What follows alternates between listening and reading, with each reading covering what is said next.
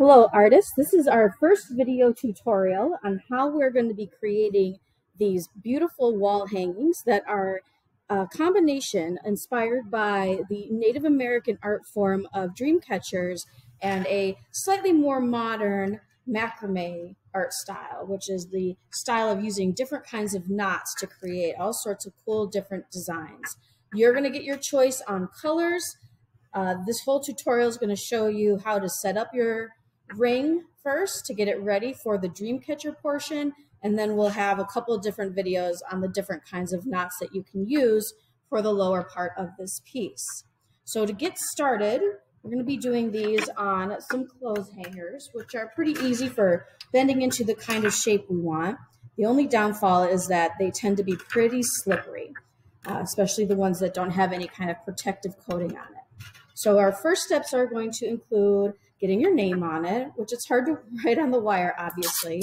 So you'll need some masking tape that you can just wrap around the top and give you almost like a little flag that you can then put your name on. Then you're going to need to pick out the color that you want for the ring itself. Now you can use different colors if you would like. I'm just going to show you how to get one started, and when you add more colors, it's pretty much the same as starting overall.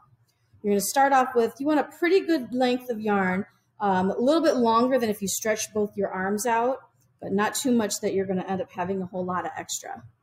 You're going to start by just tying it on, a little crisscross through the loop, make a knot, and then you do the same thing again. Cross them, double knot is always best. Yeah. Now what you're not going to be able to do is to take this and just start wrapping around, because you'll see as I'm doing it, as soon as I try to pull it tight, that knot is just going to spin and it's going to unravel.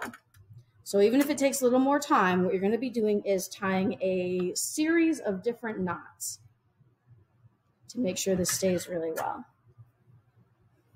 What you're going to start with is you're going to start with having your yarn on the outside, cross it towards the middle, but leave a little loop behind, and then bring your end underneath the wire and up into that loop. If you've done it correctly, it will create a knot. If you've gone over and gone underneath, but not gone through the loop, that's when you're going to get that twist again. You're just tying it in a circle.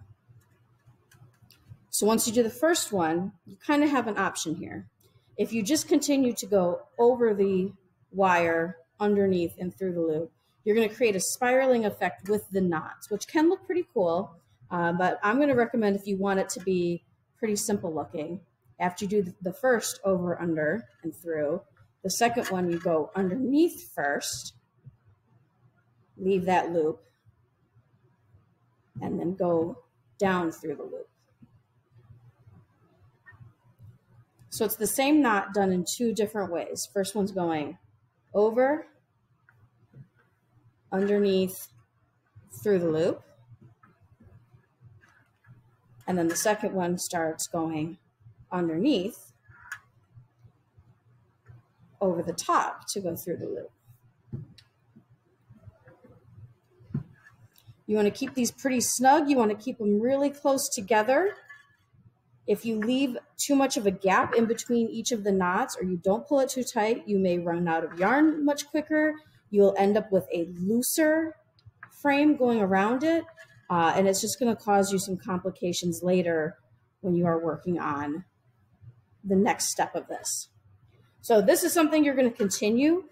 You will get faster as you go. It's going to feel like you're moving very slowly at first, and this probably is one of the more slow moving times of this project, is just getting the whole part ready.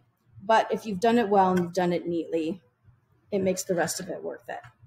If you decide you want to change colors, all you have to do is finish off one of those knots, get your next color, and tie that around. And you'll see I haven't cut that one yet. You want to tie it around your frame, leave that string down for a bit so you do a couple of knots on top of it, and then cut it. That way you won't have to worry about if it's coming loose or anything. The other series of knots will hold it down. All right. It should be under. There we go. So it is going to create this little ridge of knots. You're going to feel this little bump that happens in it, and that's what I was talking about. If you just constantly go over, under, through, that series of knots is going to start to twist. If you don't want the twist, then you got to start with an over and under, and then do the opposite, under and over. So you're going to continue that, bring it all the way around to the end. You'll probably want to do a little bit of wrapping around the top here as well, just to make sure that this fits all the way up into the top as well, just to make sure nothing's going to move around on you. And then when you finish that, you'll be ready for the next step and the next video. Good luck.